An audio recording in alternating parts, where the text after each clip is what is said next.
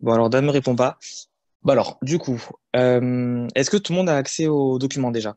Est-ce que deux, trois personnes Ouais, peuvent ouais. réagir? Ouais. Ouais. Ah bon, écoutez, essayez de regarder dessus. Je vais essayer d'aller doucement. Et si vous êtes perdu, vous me dites et je vous dirai à chaque fois à quelle page on est. De toute façon, enfin, je vous dis là, je vais essayer de dégrossir le cours. Mais après, je ne pourrai pas rentrer vraiment dans les détails parce qu'en soi, je ne peux pas vraiment vous expliquer plus loin que le cours. Au fur et à mesure des cours, vous allez voir, ça va plus devenir du par cœur. Et c'est vrai que l'explication, ben, on peut moins la trouver. Vous pourrez moins vous aider vraiment à comprendre les choses. Vous allez plus devoir apprendre. Pour ce cours, encore, il y a quelque chose que je peux vous dire, donc ça va. Mais au fur et à mesure, ce sera comme ça. Petite info, le concours blanc du E2, du coup, vous l'avez à 20h30. Donc voilà, 20h30, je vous lâcherai, enfin, j'arrêterai le cours avant ça. Préparez-vous et après, vous irez directement faire le concours blanc avec Dan. Et voilà. Et du coup, on est parti. Je réessaye de partager. Ça marche pas. Si quelqu'un par hasard arrive à partager le PDF à un moment, qu'il le fasse. Mais sinon, on est parti. Alors du coup, je vais essayer de faire spectrométrie optique. Si j'ai le temps, je vous parle vite fait de laser et le petit cours méthode spectroscopique, pas très important. Je vous conseille de faire mon QCM de 5 questions plus le QCM que Dan vous avez passé. Et en vrai, ça devrait largement suffire. Les questions sont super simples. Du coup, spectrométrie optique. Donc regardez tous le PDF. Il y a 12 pages normalement. On est sur la première page. Donc, qu'est-ce que c'est? C'est l'étude de l'interaction de la matière avec les rayonnements électromagnétiques. Qu'est-ce qui est important dans cette phrase? Voilà, les définitions de début, c'est toujours les plus importantes. C'est les rayonnements électromagnétiques. Qu'est-ce que c'est ça? C'est un rayonnement qui n'a pas besoin de milieu matériel pour se propager, à l'inverse d'un rayonnement qui est mécanique, enfin d'une onde mécanique. Donc, quand un rayon électromagnétique traverse une matière, il peut émettre des spectres. On parle de spectre d'absorption ou de spectre d'émission, particulièrement. À partir de ces spectres, on peut faire 5 choses. On peut étudier 5 choses. Donc là, à savoir par cœur, c'est 5 trucs, parce qu'on peut vous dire un item restrictif, hop, on peut faire ça, ça, ça, ça, ça, il faut les 5 choses. Donc avec les spectres, on peut étudier l'état énergétique de l'atome, la molécule, la matière qu'on considère. On peut étudier la nature de ces liaisons, c'est des liaisons doubles, des liaisons simples, etc. On peut regarder les interactions environnementales, c'est-à-dire qu'en regardant un spectre, on peut savoir si le milieu a influencé l'absorption ou l'émission de la lumière. On peut savoir la distribution de population, c'est-à-dire à quel stade, enfin, à quel endroit la molécule absorbe plus, elle absorbe moins, donc à quel endroit il y a plus d'atomes, moins d'atomes. Et on peut aussi travailler sur la géométrie des liaisons. Voilà, on n'en parle pas trop dans ce cours, mais effectivement, on peut savoir la conformation d'une molécule selon les spectres qu'elle émet. Donc la lumière envoyée sur une matière permet vraiment de renseigner sur plein de choses différentes. Sur la première page encore, vous avez un tableau. Ce tableau, il est à connaître par cœur, par cœur, par cœur. Donc on le reprend vite fait ensemble, même si ça, c'est que de la lecture. Mais vous avez les unités SI. Donc les unités SI, c'est unités du système international. Normalement, vous avez fait un peu de GE4, donc ça, vous devez connaître les unités du système international. Ce sont les unités qu'on utilise le plus, enfin que dans le monde entier, on utilise. Donc l'énergie, on l'exprime en joules. La fréquence, notée petit v, ça s'appelle nu. C'est en hertz, ou alors en seconde moins 1. Donc les deux marchent. La longueur d'onde dans le système international, c'est en mètres. Et le nombre d'ondes, c'est en mètres moins 1. Ne vous prenez pas la tête avec le nombre d'ondes, ce n'est pas important à savoir vraiment ce que c'est. Par contre, les formules sont à connaître. En unité courante, du coup, l'énergie l'exprime en électron-volt. Rappelez-vous, un électron-volt, en gros, c'est l'énergie d'un électron accéléré par un potentiel de 1 volt. Vous devez savoir que enfin, un électron-volt équivaut à 1,6 10-19 joules. Ça, c'est à connaître même dans d'autres cours. La fréquence, ça, dans le tableau, on ne dit rien. La longueur d'onde, on l'exprime de manière enfin, très souvent, on l'exprime en nanomètres, mais aussi, on peut le faire en micromètres ou en Armstrong. Pareil, là, les valeurs sont à connaître à côté. Donc, les conversions, vous devez savoir faire votre tableau et convertir des mètres en Il y micromètres, a pas des mètres en nanomètres. Ouais. Pardon? Je sais pas si tu as parlé pour une question ou si tu n'as pas fait exprès. Du coup, les conversions sont à connaître. Donc, elles sont pas dans le cours, mais regardez vite fait, normalement, ça devrait aller. Et les nombres d'ondes, du coup, on peut aussi exprimer en centimètres moins 1. Donc ça, c'est les unités, mais ce qui est super important, c'est les formules. Ça, c'est super important. On est en niveau 3, donc les formules par cœur. L'énergie, formule la plus importante pour tout ce cours. C'est Max Planck qui la détermine, cette énergie. C'est E est égal à H nu. H nu, qu'est-ce que c'est? H, c'est la constante de Planck, donc vous n'avez pas à connaître sa valeur. Et nu, c'est la fréquence. Comme nu, donc colonne de droite, est égal à C sur lambda, donc C, c'est la célérité et vitesse de la lumière, sur lambda longueur d'onde, on peut dire que h nu, on remplace nu par ça, est égal à hc sur lambda. Quand vous avez ça, vous pouvez aussi savoir que hc sur lambda, c'est égal à h fois c fois grand N, donc le nombre d'ondes, vu que le nombre d'ondes, c'est égal à 1 sur lambda. Donc toute cette ligne de formule-là, vous devez la comprendre, la connaître, pour passer d'une formule à une autre, et pour pas vous embrouiller. Si vous en connaissez 3, vous pouvez retrouver la quatrième. Vous voyez, c'est tellement mêlé, en fait, qu'on peut facilement déterminer qu'est-ce qui est quoi. Donc concernant la formule de Max Planck, donc j'insiste vraiment dessus, elle est vraiment à connaître. Cette formule, elle nous dit quoi? Concrètement, déjà, il faut savoir qu'elle mêle deux choses. En gros, la lumière, l'onde voilà, de lumière, il faut savoir que c'est un ensemble de photons. C'est un paquet d'énergie. Les photons, ce sont les particules photolumineuses, en fait, qui transportent de l'énergie. Et du coup, cette lumière, on dit qu'elle a une double nature qui est corpusculaire. Donc corpusculaire, ça se rattache à l'énergie, donc à ces photons, c'est déterminé par le H en gros. Elle est aussi ondulatoire. Ondulatoire parce que c'est une onde qui bouge, entre guillemets, et du coup ça dépend de sa fréquence et sa longueur d'onde. Donc fréquence nu, longueur d'onde, lambda. Donc il faut vraiment faire attention à cette dualité. La lumière, c'est pas juste de l'énergie, et c'est pas juste une onde qui bouge. Ce qu'il faut savoir avec cette formule qui est super importante, c'est la proportionnalité. Donc vous voyez que E est égal à hc sur lambda. C'est-à-dire que E est inversement proportionnel à lambda. Qu'est-ce que ça veut dire concrètement? Et ça, c'est la phrase super importante. C'est que l'énergie d'un photon, elle sera plus élevée si sa longueur d'onde est faible, vu que la longueur d'onde est au dénominateur. Si on s'arrête que sur le E est égal H fois nu, on voit que E est proportionnel à la fréquence. Donc l'énergie d'une onde, ou d'un photon, est beaucoup plus élevée si la fréquence augmente. Ça, vous devez vraiment savoir. La proportionnalité entre E et la fréquence, ou E et la longueur d'onde. Et pour savoir ça, il faut se rattacher à la formule au lieu d'apprendre bêtement la phrase et ne pas comprendre ce qu'on dit. Donc ça, c'est concernant la formule de Max Planck qu'il va connaître par cœur, par cœur. Du coup, vous pouvez passer à la deuxième diapo. Donc deuxième diapo, on tombe sur les domaines spectraux, c'est-à-dire la lumière, en quel domaine elle se décompose. Donc de gauche à droite, vous avez rayon gamma, rayon X, ultraviolet, le visible, qui va de 400 à 800, donc c'est ce qu'on voit, hein, l'infrarouge, micro-ondes et ondes radio. Donc là, plein de petites valeurs, et franchement, il faut toutes les connaître. Donc ce qu'il faut savoir déjà, ce qui est important et à comprendre, et ce qui peut facilement piéger et faire perdre des points, c'est que plus on va à droite, plus on augmente la longueur d'onde. Mais du coup, par rapport à la formule de Max Planck, plus on augmente la longueur d'onde, plus l'énergie est basse. C'est-à-dire que plus on va vers la droite, plus les rayonnements sont moins énergétiques.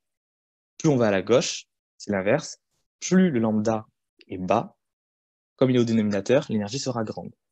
C'est assez logique parce que quand vous regardez bien, vous voyez que les micro-ondes et ondes radio, donc qu'est-ce que c'est? Micro-ondes, vous avez tous un micro-ondes chez vous. Ondes radio, c'est les ondes avec les antennes et tout, satellites. Ça, on est tout le temps en contact avec elles. Et du coup, elles sont de basse énergie, c'est pour ça qu'elles ne nous affectent pas. Alors qu'au contraire, les rayons gamma, rayons cosmiques qui ne sont pas représentés, et rayons X, eux, ils sont vers les grandes énergies. Et ce sont des rayons qui sont potentiellement néfastes pour l'homme. Ce qu'on retrouve avec l'imagerie scanner, etc.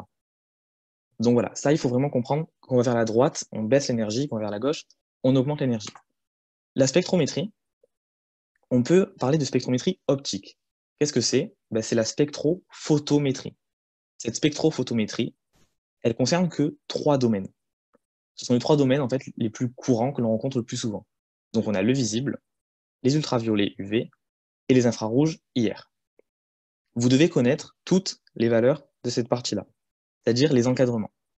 Donc si on se réfère à mon diapo, la partie spectrophotométrie, c'est l'encadré en orange. Vous avez d'un côté, donc à gauche, les ultraviolets, donc ce sont les plus énergétiques parmi tout le groupe là. Vous avez dans ces ultraviolets les ultraviolets lointains qui sont de 170 à 250 nanomètres, les ultraviolets proches de 250 à 400. Ensuite, vous avez le visible de 400 à 800, et vous avez les infrarouges de 400 à 800 nanomètres. Juste, dans le cours, on vous dit que infrarouge, c'est de 300 à 0,8 micromètres. Pourquoi il met en micromètres? Je ne sais pas. Mais du coup, faites la conversion en nanomètres et vous retombez sur les bonnes valeurs. Il peut très bien changer les unités et du coup, à vous de savoir si ça concorde ou pas. Et une valeur super importante à connaître aussi, ce sont les rayonnements qui sont non ionisants. Ça tombe très très souvent, cette question. Du coup, les rayonnements non ionisants, ce sont tous ceux qui ont un lambda, donc une longueur d'onde, supérieure à 91,3 nanomètres. Et précisément 91,3 nanomètres. Donc tous ceux qui sont en dessous de cette longueur d'onde, donc tous ceux qui sont vers la gauche, du coup, en dessous de ça, ils sont ionisants.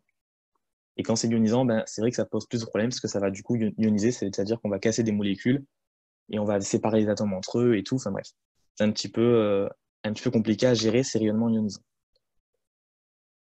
Donc ça, toute cette partie-là, cette diapo-là, elle est vraiment à connaître plus, et vous devez bien savoir quelles sont les énergies qui sont basses et les énergies qui sont élevées, et faire l'analogie entre longueur d'onde et énergie. Du coup, diapo suivante, on tombe sur les 6 interactions des ondes électromagnétiques. Enfin, pour le coup, là, de la lumière. Alors, dans le cours, on va parler que de 2 interactions, absorption, émission. Mais il en existe d'autres, que vous avez peut-être vu si vous avez fait Terminal S ou même un peu plus tôt, hein, on voit ça un peu quand on est jeune. Il y en a 4 autres qu'on peut déterminer. C'est donc tout en haut à gauche, vous avez la diffraction. Diffraction, qu'est-ce que c'est? C'est quand on lance une lumière tout proche d'un objet qu'elle va contourner, ou alors dans un trou, dans une fente, dans un trou, dans une lentille. En fait, la lumière va se diffracter, et au lieu de donner quelque chose de ponctuel, elle va donner une espèce de tache. Ça, c'est la diffraction. Vous avez ensuite la réflexion.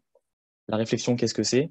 C'est quand une lumière tape un milieu et qu'elle est réfléchie dans le même milieu. C'est-à-dire que vous avez un rayon qui va arriver sur l'eau, ben, le rayon va repartir vers le ciel. Ça, c'est la réflexion. La réfraction, c'est différent. Vous avez un rayon qui arrive sur l'eau, et ben, le rayon va être réfracté, mais à l'intérieur de l'eau cette fois. Il va changer d'incidence, mais dans l'eau. Donc réflexion, réfraction, à ne pas se tromper. Et vous avez la diffusion, c'est un peu comme la réflexion, sauf qu'un rayon va donner plein de rayons qui vont être réfléchis.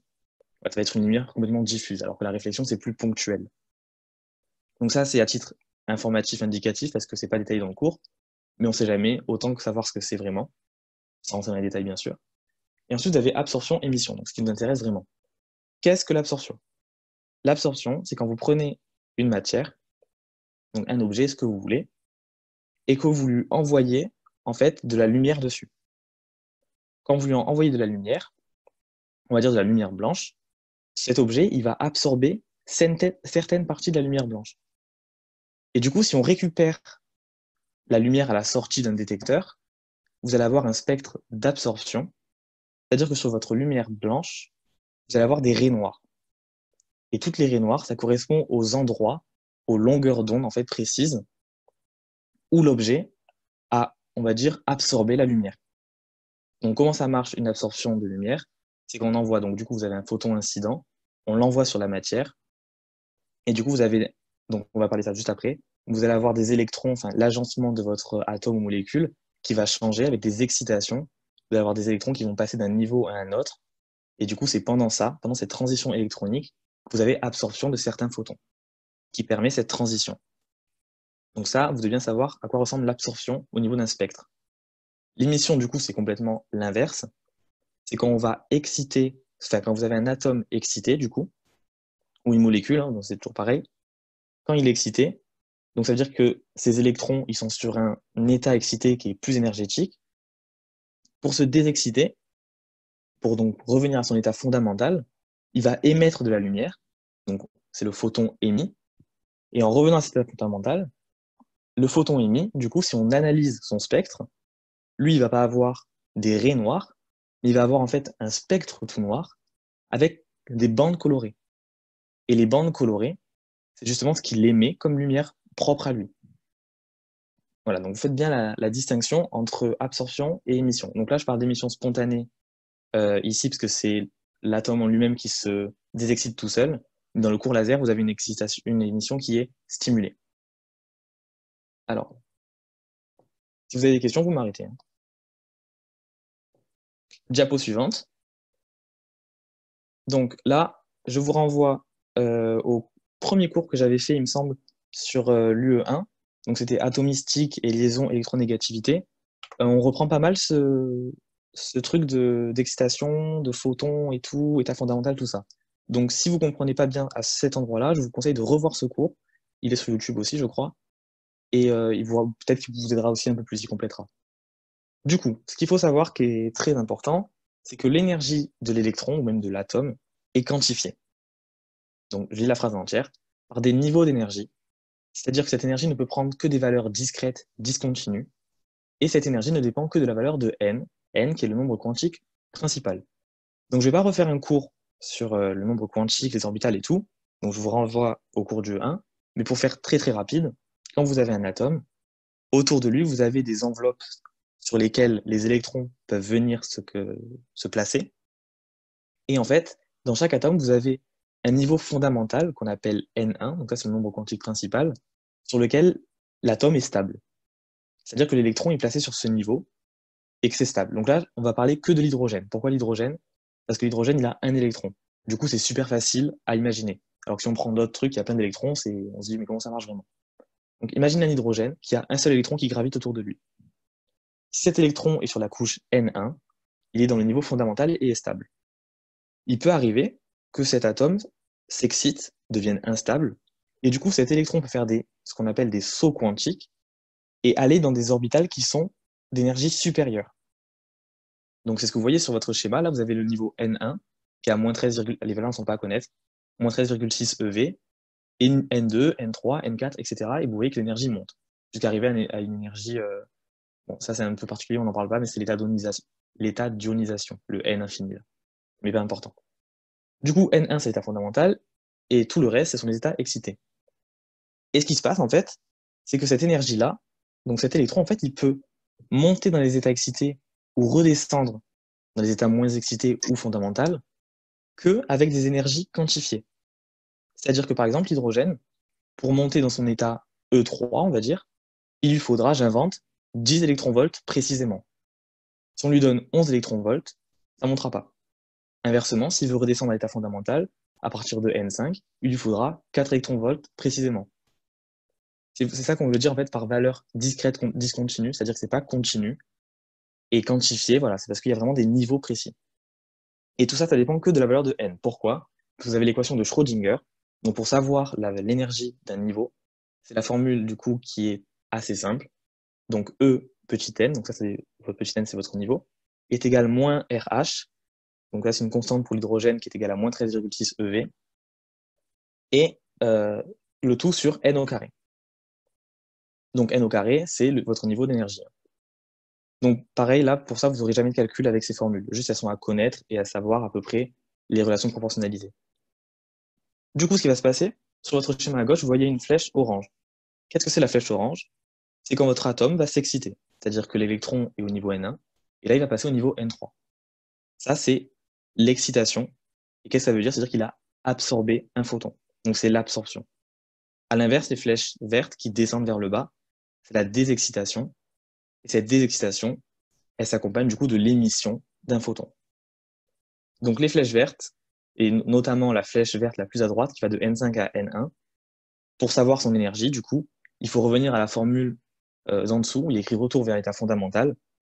Quand on fait un retour vers l'état fondamental, on calcule du coup la différence d'énergie entre le niveau excité et le niveau fondamental, et la formule, c'est la suivante. Sincèrement, elle n'est jamais tombée, on n'a jamais fait des questions dessus, mais elle est à connaître, elle est relativement simple si vous connaissez du coup votre équation de Schrödinger.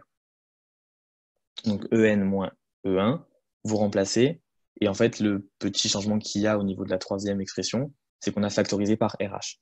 Donc ça, c'est un peu des maths. Si vous ne comprenez pas, vous me poserez des questions par message. Donc ces calculs-là, ces formules, donc dans le cours, il y a plus de formules, il y a un peu plus de démonstrations, voilà, de petits détails. Je ne l'ai pas mis dans le diapo, je vous invite à aller le voir tranquillement vous et à le comprendre tranquillement. Il faut juste remplacer les termes et tout, changer un peu, voir les proportionnalités, et c'est assez simple. Après, encore une fois, il n'y a pas de questions vraiment sur les formules. Donc, ce qu'il faut savoir, c'est que pour ces calculs-là, on considère que ça marche pour les hydrogènes, enfin pour l'hydrogène, et les hydrogénoïdes. Pourquoi? Donc, hydrogénoïdes, c'est les premiers, en fait. C'est lithium, beryllium, c'est les premiers dans la classification périodique tout à gauche, si je dis pas de bêtises.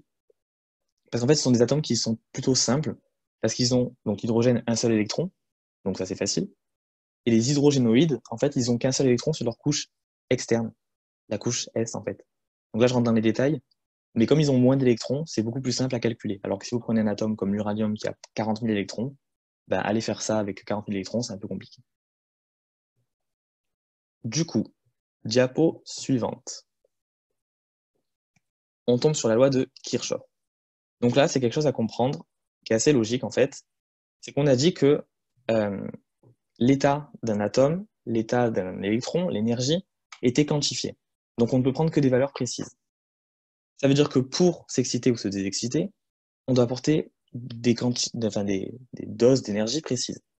La loi de Kirchhoff, elle dit quoi? Elle dit que du coup, il y a une correspondance. C'est-à-dire que l'énergie qu'on doit apporter pour que l'atome s'excite jusqu'au niveau N3, par exemple, c'est la même énergie que l'on doit lui enlever pour qu'il passe de N3 à N1. Donc ça veut dire que les raies d'émission correspondent du coup aux raies d'absorption. C'est exactement les mêmes énergies pour passer d'un niveau à l'autre, que ce soit en montant ou en descendant. Ça, c'est montré avec une expérience, donc une expérience de Kirchhoff, du coup, qui découle de la loi de Kirchhoff, qui s'appelle le renversement des raies, D de sodium. Donc, raies D, retenez-le, parce qu'ils font des pièges en mettant raies L ou raies N, quoi. Qu'est-ce qui se passe? En fait, on vous montre que si on prend un atome de sodium, qu'on lui envoie, enfin qu'on l'excite, il va se désexciter en émettant 2 raies jaunes. Ça va être l'émission. Il va émettre 2 raies jaunes, un doublé de raies jaunes, donc à 589 nanomètres. Retenez quand même la longueur d'onde. Et du coup, ça, c'est l'émission de 2 raies jaunes. Et à l'inverse, si on envoie sur cet atome de sodium de la lumière blanche, bah, comme par hasard, les 2 raies qui vont être absorbées correspondent aux raies jaunes qui ont été émises. On voit bien qu'il y a correspondance entre émission et absorption et que ça dépend de la même quantité d'énergie. Sauf que soit d'un côté on l'absorbe, soit d'un côté on l'émet. Du coup, un atome ne peut émettre que les photons qu'il est capable d'absorber. Ça va sur ça? C'est assez important. Du coup, diapo suivante. Vraiment, arrêtez-moi s'il y a des problèmes, hein. Donc, maintenant, on va parler de l'absorption, juste l'absorption des rayonnements électromagnétiques. Donc là, il faut faire attention. Dans le cours, il y a plusieurs parties. On vous parle d'abord de l'atome isolé, de la molécule isolée, et ensuite de la molécule condensée. Et c'est bien 3 choses différentes. Et c'est facile de confondre les trucs. Donc, qu'est-ce qui se passe quand on parle de l'atome isolé? Qu'est-ce que c'est un atome isolé? C'est un atome dans un gaz. Dans le gaz, l'atome, il est tout seul et il se gambade de partout. Ça, c'est un atome isolé. Donc, lui, si on lui envoie de la lumière pour qu'il l'absorbe, l'absorption va dépendre uniquement de la configuration électronique de l'atome. En gros, cet atome, le seul truc qui va lui permettre d'absorber cette lumière et ce qui va changer en fait dans sa conformation, c'est au niveau de ses électrons et de sa configuration électronique. Donc on ne parle que de transition électronique pour les atomes qui sont isolés, donc les atomes de gaz. Les atomes de l'eau ou de solide, ils ne sont pas isolés parce qu'ils sont en interaction les uns des autres. Cette absorption, elle se fait uniquement sur les couches électroniques périphériques de l'atome, parce que les couches internes, elles sont moins accessibles à la lumière du coup.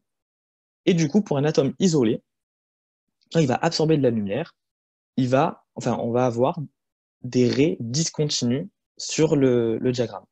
Donc, schématiquement, ça ressemble à ça. Il n'y aura pas de questions sur les schémas. En fait, ça aide à la compréhension, mais vous devez savoir du coup, apprendre à quoi ça ressemble pour mieux ressortir les questions, les réponses. Du coup, un atome isolé, vu que ça dépend que des transitions électroniques, quand il va absorber de la lumière, ça va fournir que des petites raies discontinues. Discontinues pourquoi? Parce qu'on a ce truc que, comment dire, comme ça dépend que en fait de la transition électronique et que cette transition électronique du coup elle est quantitative et elle prend des valeurs précises, on a bien des raies discontinues et non pas des raies qui sont toutes collées et qui font plusieurs valeurs possibles en fait. C'est pour ça que c'est discontinu. Et chaque raie du coup représente une transition. Donc une transition c'est quoi? Ben, c'est monter d'un niveau à un autre. Voilà. Vous devez vraiment retenir l'essentiel, c'est ça. Atome isolé, que transition électronique, on ne regarde que la configuration électronique, couche électronique périphérique, et du coup, on a des raies discontinues. Diapo suivante, un peu plus compliqué, on passe au niveau de la molécule isolée.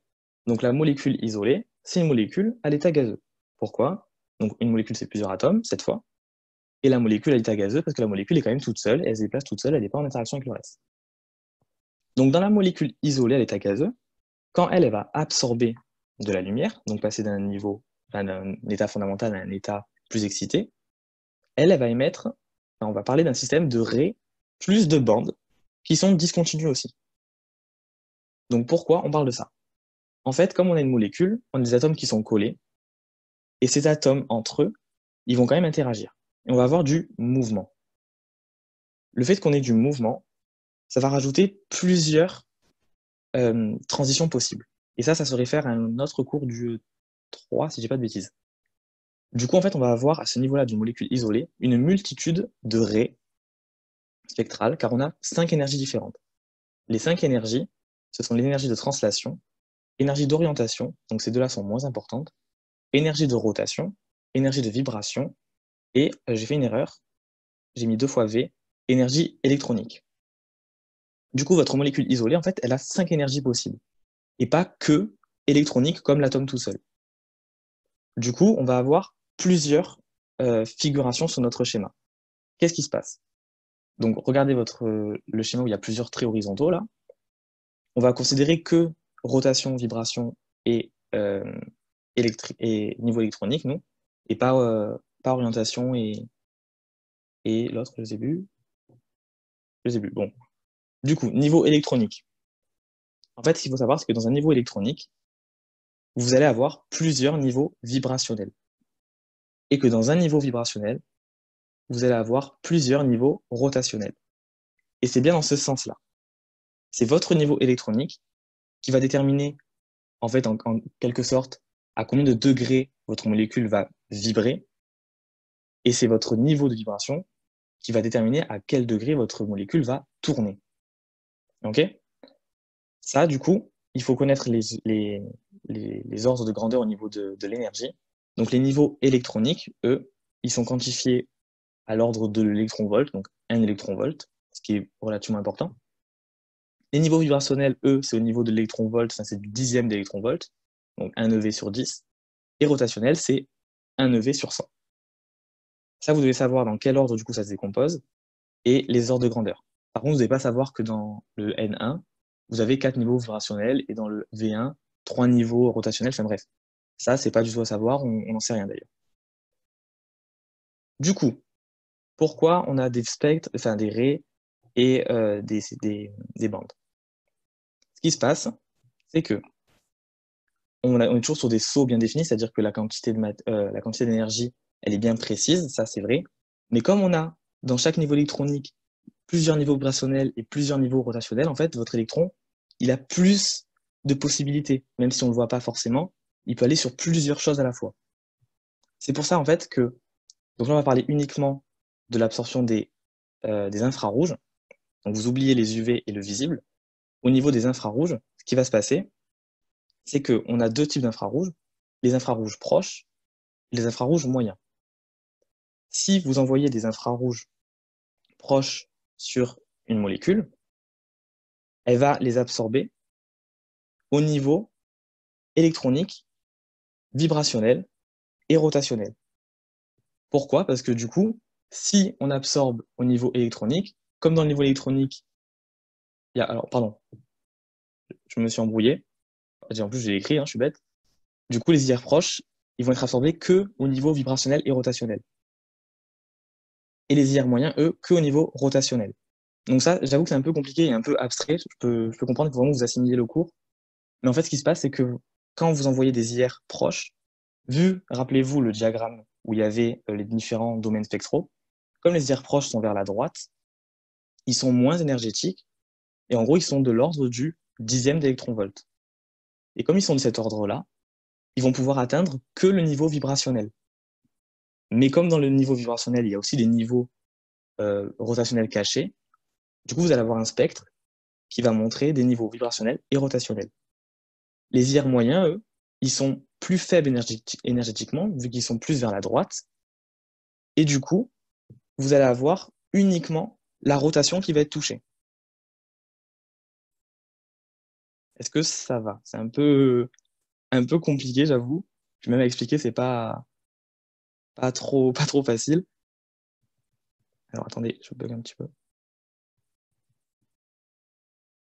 Hop. Voilà, donc ce qu'il faut vraiment savoir, c'est que IR proche, ça donne un spectre qui est vibrationnel et rotationnel uniquement.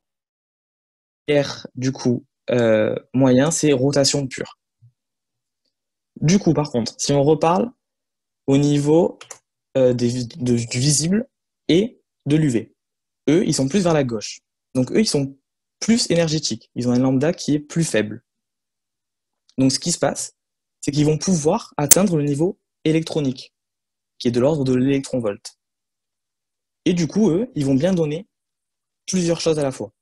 Ils vont donner à la fois de l'électronique, logique, et vu que ça en découle, ils vont donner du vibrationnel et du rotationnel. Du coup, ce que vous allez avoir au niveau de votre spectre électronique, donc c'est ce qui est très moche là et ce qui est montré en bas à gauche, vous allez avoir à la fois des raies et des bandes. Qu'est-ce que c'est? En gros, les raies, ce sont les bâtons, ok? Et les bandes, en fait, c'est un ensemble de bâtons. C'est-à-dire que si vous regardez tout à gauche, vous avez 4 raies, et en fait, ces 4 raies, ça forme, on va dire, une bande. Ok? Il faut savoir du coup que les raies, elles sont obtenues par rapport au niveau rotationnel. Donc, raies, il y a le R qui va avec le rotation. Donc, dites-vous que ce qui cause les raies, en fait, c'est ce qui se passe au niveau rotationnel. C'est pour ça que du coup, les IR moyens, vu qu'ils atteignent que le niveau rotationnel, ils donnent que des raies. Et les bandes, elles sont atteintes au niveau vibrationnel. C'est pour ça que les IR proches, ils vont donner du coup des bandes et des raies. Ok? Donc au niveau de ce spectre un peu compliqué, du coup on a bien un mélange de raies et de bandes. Je vous renvoie au cours pour les petits détails, mais en gros ce qui se passe c'est qu'à chaque bande, plus vous allez vers la droite, donc plus vous augmentez l'énergie, plus les bandes vont se rapprocher, plus les raies vont être importantes et hautes, et vous aurez toujours une tête de bande, c'est ce qui est le plus à droite dans chaque système de bande, et en fait la plus à droite c'est la plus énergétique. Donc ça c'est des petits détails, c'est un peu à savoir, mais c'est des petits détails. Il faut vraiment savoir dans cette partie-là, même si c'est du compliqué cette diapo, qu'est-ce qui donne des raies, qu'est-ce qui donne des bandes, et voilà. Donc là, au niveau de la molécule isolée à l'état gazeux. À partir de certain stade, quand on donne vraiment beaucoup d'énergie, ce qui va se passer, c'est que on donne tellement, tellement, tellement d'énergie qu'au bout d'un moment, tout va devenir continu. En fait, on va avoir une dissociation de la molécule, une photolyse. Donc, c'est quelque chose qui est non ionisant. Les atomes vont se séparer sans se ioniser. Et là, du coup, on aura sur le spectre quelque chose de continu. C'est le gros bloc bleu complètement continu. Et là, on n'est plus dans le discontinu. Ok? Je sais que enfin, moi, je sais que j'avais galéré à comprendre parce que c'est très abstrait en fait. Mais vraiment, isoler les choses petit à petit, et vous verrez que c'est. Enfin, en passant, des fois, il faut pas trop chercher la petite bête, il faut rester assez simpliste. Donc voilà, à savoir par contre juste que la photolyse, c'est non ionisant, alors que la radiolyse, par contre, elle, c'est ionisant. Donc ça, sur cette partie-là, si vous avez des questions, vous reviendrez me poser les questions, je vous détaillerai plus si vraiment c'était un peu flou. Ensuite, diapo suivante, du coup, où il y a écrit Parker de Parker. Donc ça, en gros, les raies que vous voyez, en fait, elles sont toutes droites, mais en fait, si on les zoome, en gros, ça ressemble à ces espèces de courbes-là. Donc, ce qui va se passer, là, je vous ai mis vraiment la diapo du cours. Vous devez connaître par cœur ça. Donc, c'est les effets hypsochrome, batochrome, effet hypochrome, effet hyperchrome, largeur à mi-hauteur, lambda max, hauteur, intensité, tout ça là, vous devez connaître par cœur. Donc, je ne saurais pas vous dire, et même le prof d'ailleurs n'en parle pas, pourquoi on appelle ça comme ça, pourquoi on utilise vraiment ça, il va vraiment pas dans le détail, mais ne confondez pas du coup, hypsochrome c'est quand votre lambda diminue, en gros c'est quand votre espèce de bande raie là, elle se décale vers la gauche, donc on parle d'un effet hypsochrome, lambda diminue, si le lambda diminue, l'énergie augmente, toujours pensez à ça. L'effet batochrome c'est l'inverse, si le lambda augmente, l'énergie diminue. Hauteur intensité, du coup ça, attention au terme, c'est hyperchrome et hypochrome. Et largeur à mi-hauteur, c'est la largeur de votre raie à son milieu en fait. Et à droite, du coup, je vous ai mis qu'est-ce qui est influencé sur ces effets. Du coup, l'hauteur et l'intensité, elle est influencée par la nature du milieu, donc en quoi votre milieu va changer cette intensité. Largeur à mi-hauteur, du coup, ça dépend de la température, de la pression et la nature du milieu, encore une fois. Et les effets batochrome, hypsochrome, ça dépend de l'énergie, enfin, ça va vous renseigner en fait sur l'énergie et le type de transition. Et encore une fois, le milieu, comment il influence. Donc dans tout ça, le milieu, on voit comment il influence. Ça nous renseigne sur le milieu. Donc je vous ai mis le rappel en bas avec la formule pour bien comprendre, parce que les questions qui tombent, c'est l'effet batochrome, on a une augmentation de l'énergie. Et ben, vous devez savoir que non, parce que c'est inversement proportionnel à lambda, etc. Ça, ces analogies-là, proportionnalité, il faut bien les comprendre. Donc ça, vraiment, j'ai rien à dire à part apprendre par cœur cette partie-là sur ces définitions. Du coup, diapo suivante, au niveau de la molécule à l'état condensé. Donc là, du coup, état condensé, qu'est-ce qui se passe? On a une molécule, mais à l'état soit solide, soit liquide. Parce que là, c'est un état condensé et non pas isolé comme dans les gaz. Qu'est-ce qui se passe à cet état condensé? Là, on n'a pas des raies discontinues, on n'a pas des raies plus des bandes discontinues, mais on a des bandes continues. Pourquoi? Parce que comme toutes les molécules vont entrer en interaction entre elles, il va y avoir, au niveau de l'absorption des rayons lumineux, plein de niveaux disponibles, plein de... Voilà, en fait, les électrons vont se mêler entre eux, etc. Pareil, le prof ne rentre jamais dans les détails. Mais qu'est-ce qui se passe du coup concrètement? Votre benzène qui est à l'état de vapeur qui ressemblait à ce qu'il y a à gauche ici, donc vous voyez qu'il y a plusieurs raies, et avec plusieurs raies du coup qui forment des bandes. Du coup, qu'est-ce qui se passe? Avant, elles étaient discontinues, mais plus on va faire des interactions au niveau condensé, plus elles vont se rallier et faire une seule bande qui est continue. Vous avez juste à savoir ça pour la molécule état condensé. Donc si on fait le récapitulatif, plus français, un atome isolé, il donne que des raies discontinues parce qu'il absorbe que au niveau électronique, vraiment que celui-là. C'est un peu un cas particulier. La molécule à l'état isolé, elle, vu qu'elle a plusieurs niveaux possibles qu'elle bouge, elle va absorber à 5 niveaux différents et on s'intéresse que à 3, donc rotation, vibration et électronique. Et ça va donner des raies ou des bandes discontinues. Et la molécule à l'état condensé, comme il y a des interactions, on va avoir uniquement des bandes continues. Tout va se mêler pour former une unique bande qui est continue. Petit détail, les groupes chromophores, qu'est-ce que c'est? Ce sont des groupes qui absorbent préférentiellement certaines longueurs d'onde. Exemple, les doubles liaisons conjuguées, donc ce sont juste des doubles liaisons. Comme groupe chromophore, on a aussi les groupements phényl, par exemple. Vous avez vu les acides aminés avec le phénylalanine, tryptophane, etc. Ces groupements aromatiques, ils absorbent préférentiellement à 280 nanomètres. On fait des révisions. Donc voilà, ça c'est des groupes chromophores. Vous n'allez pas savoir qu'est-ce qui absorbe à combien, hein. Et ensuite, du coup, qu'est-ce que ça permet ces spectres d'absorption? Du coup, quand on envoie une lumière sur une molécule, une matière, l'absorption de la lumière va nous donner ces spectres. Ça va nous renseigner sur quoi? Grâce à ça, on va pouvoir savoir la concentration de notre matière. On va pouvoir savoir comment le milieu il influence cette absorption. Donc ça, c'est par rapport aux différents effets qu'on a vus, bathochrome, hypsochrome, etc. Et on va pouvoir analyser à partir de ça les modifications conformationnelles des molécules. Donc selon comment elle absorbe, on va savoir si elle est grosse, petite, orientée comme ci, comme ça. Mais bon, ça, c'est pas du tout de notre ressort, c'est juste à titre indicatif. Faut le savoir, vous n'avez pas besoin de... Vous ne pourrez pas savoir comment ça marche vraiment. Donc tout ça, c'était l'absorption.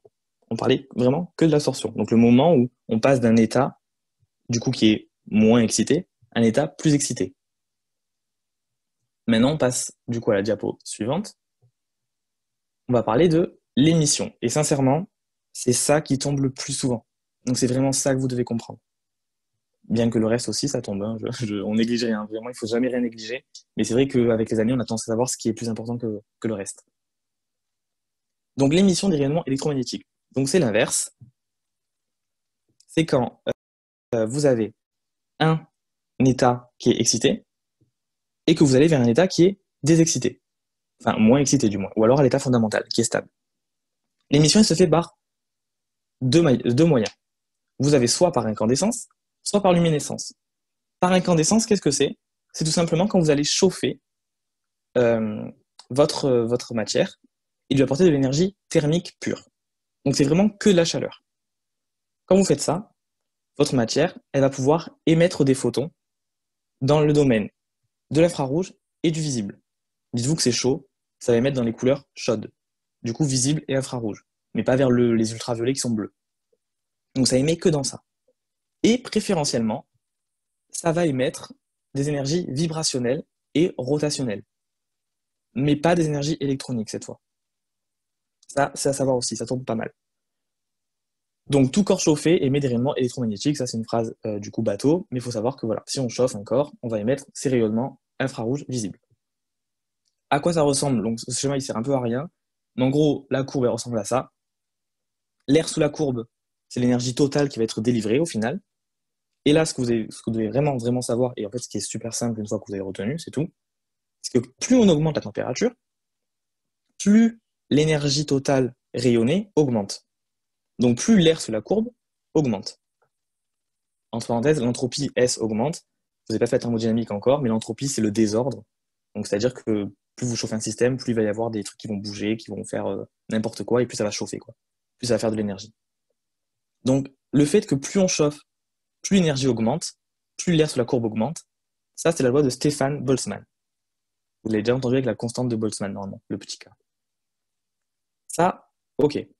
L'autre point, du coup, c'est que si cette énergie augmente, ça veut dire que votre lambda max diminue. Vu que quand le lambda diminue, l'énergie augmente. Et bien le fait que ce lambda max est décalé vers les faibles lambda, donc il diminue, ça c'est la loi de Vienne. Ces deux définitions-là, elles sont complètement liées, alors vraiment complètement liées, mais c'est deux choses différentes.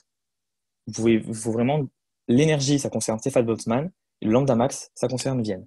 Vous avez la petite formule, on vous dit que A, c'est la constante de Vienne, du coup, et si vous faites un petit truc de proportionnalité, hop, hop, hop, vous passez, enfin bref, vous voyez que si T augmente, le lambda max diminue, vu que A est une constante. Bon bref, c'est pas très important, il faut juste connaître la formule. Et surtout savoir qu'est-ce qui concerne quoi. Donc plus on chauffe, plus on va monter en énergie. Donc rappelez-vous le diagramme avec les différents domaines. Plus on chauffe, plus on va aller vers la gauche du coup. Du coup, on va passer des IR au rouge, au orange et au jaune. Le jaune qui est plus à gauche, du coup, plus énergétique.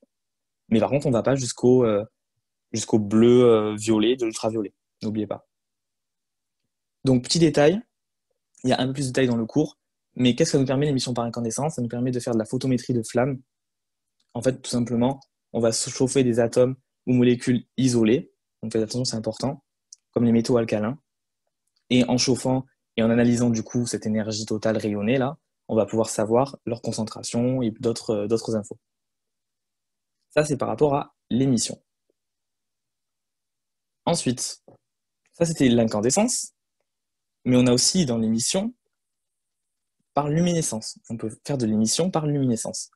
La luminescence, ce qu'il faut savoir, c'est que c'est plus énergétique que l'incandescence, qui est seulement thermique, et la luminescence, elle peut être photoluminescence, si on envoie de la lumière sur quelque chose, qu'on l'excite avec de la lumière pour le coup.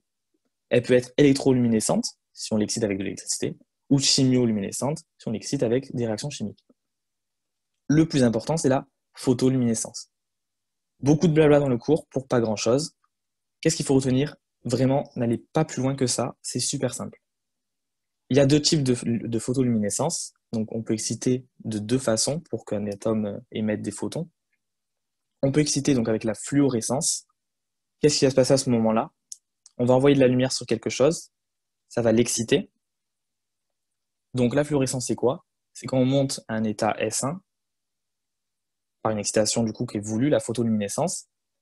Et en fait, quand on monte à cet état S1 qui est excité, rappelez-vous, dans les états électroniques, on a plusieurs états vibrationnels. Donc on va peut-être monter à V2. Voilà, on va monter à V2.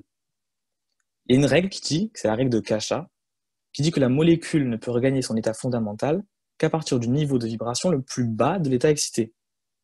C'est-à-dire que quand on a un atome qui va s'exciter vers un niveau, du coup, excité, on va dire N1, mais sur le stade V2, donc vibration numéro 2, quand elle va vouloir émettre un photon en revenant à son état fondamental, avant de revenir à l'état fondamental, elle va devoir revenir à l'état le plus bas de vibration, le V0.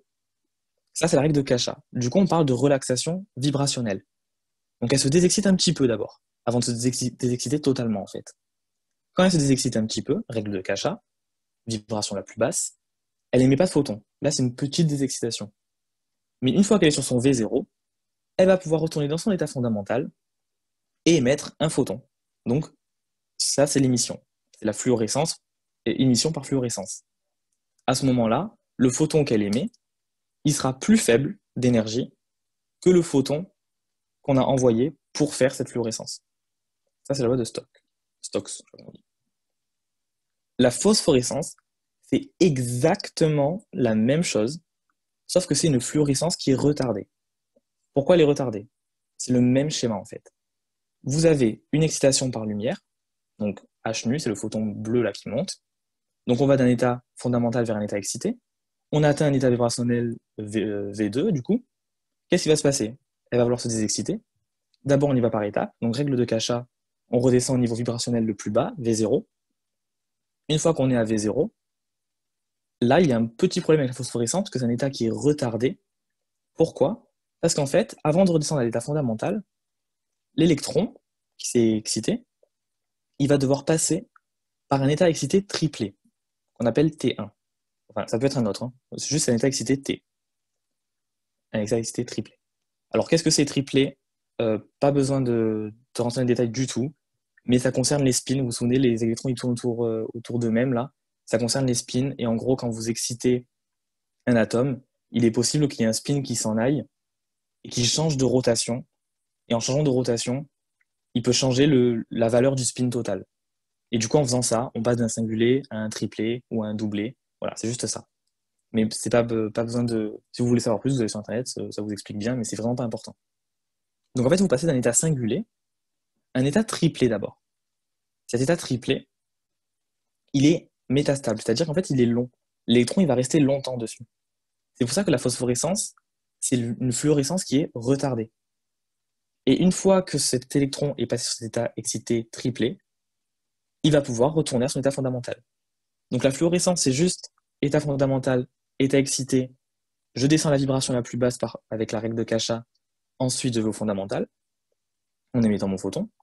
Et la phosphorescence, c'est pareil, sauf que c'est état fondamental, état excité, je vais à ma vibration la plus basse, là je retarde un peu, je prends mon temps, je passe par un état excité triplé, où je reste un peu plus longtemps, et ensuite je redescends à mon fondamental en émettant ce photon. Donc l'émission, à proprement parler, c'est le dernier photon qui est émis quand on redescend tout en bas. Et ce qu'il faut savoir, c'est que la loi de Stokes dit que la longueur d'onde du photon émis est plus importante que le photon qu'on a donné. Donc, le photon, là, pareil, analogie, donc le photon émis est d'énergie moins importante que le photon qu'on a donné pour faire cette émission. Donc ça, c'est la photoluminescence. Fluorescence, phosphorescence. Et enfin, vous avez l'électroluminescence.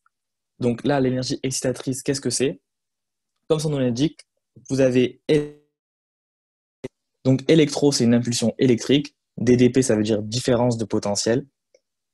Donc tout simplement, on va prendre le cas de l'hydrogène parce que c'est le plus simple.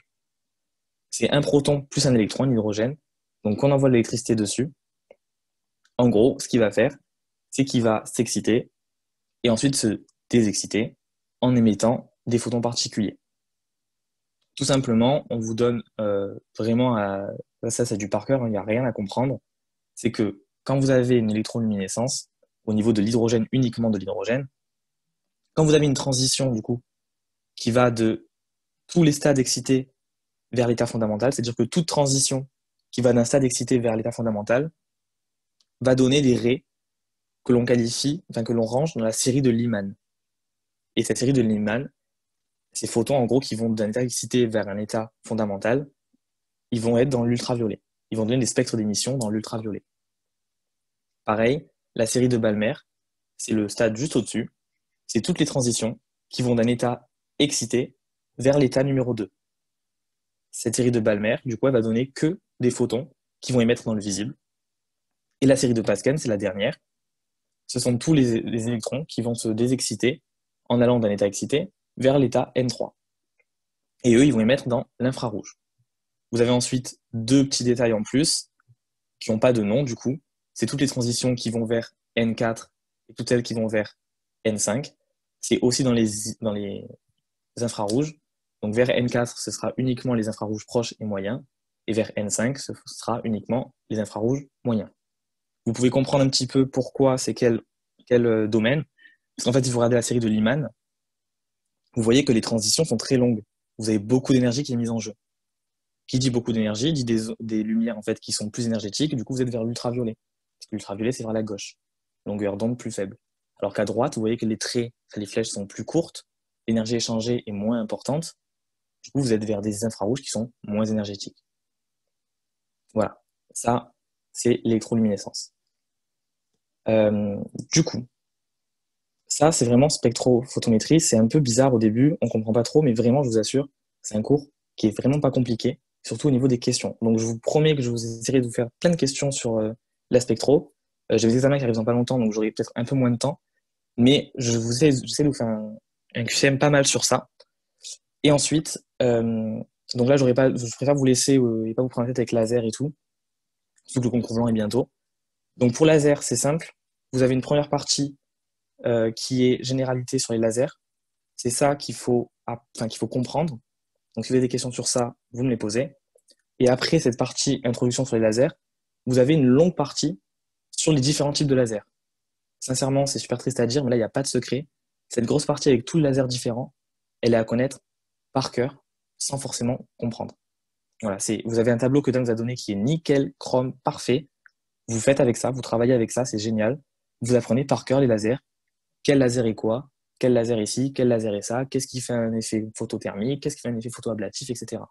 Voilà, cette deuxième partie de laser est vraiment du par cœur, alors que la première partie, c'est vraiment de la compréhension. Et c'est du coup plus sympa d'apprendre quand même. Et pour le cours méthode spectroscopique, il est très court.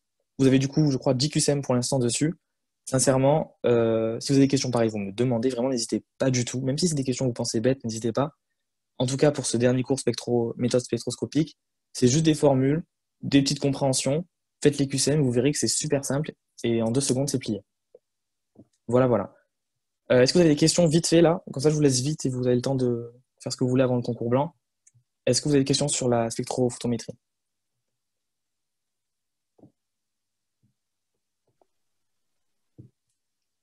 Ok. Bon, je sais que même moi, hein, j'avoue que c'est un peu dur à expliquer, donc j'ai pu être très flou. Donc même si vous n'avez pas compris, vous essayez de re-regarder le cours. Sinon, vous venez me dire, n'hésitez pas, je reprendrai avec plaisir et j'essaierai de vous montrer en vidéo ou vous remontrer le diapo et tout, de mieux vous expliquer. Voilà, voilà. Du coup, je vous souhaite une bonne soirée et bon courage pour l'UE2. Donnez tout, faites-vous confiance, comme ça vous serez fiers de ce que vous avez fait déjà. Et voilà, vraiment, c'est bien ce que vous faites. Et Dan est là derrière vous. Et je trouve que c'est top parce que vous êtes super réactif et tout, à demander des questions, à venir au cours tout le temps. Donc continuez comme